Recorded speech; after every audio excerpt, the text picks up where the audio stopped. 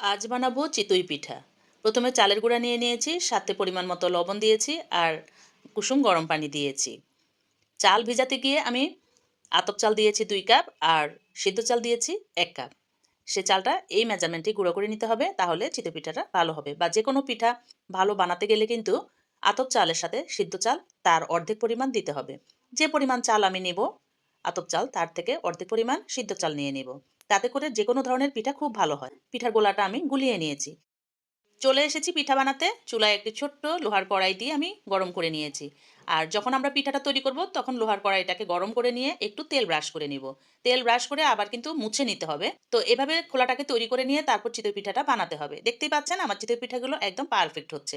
এখন আর আমি মাটির খোলাতে চিতই পিঠা তৈরি করি না। এই লোহার কড়াইটি আমার চিতই পিঠা তৈরি করার জন্য একদম পারফেক্টভাবে তৈরি করে নিয়েছি। এখন কিন্তু সবাই এরকম কড়াইতে পিঠা বানিয়ে থাকেন।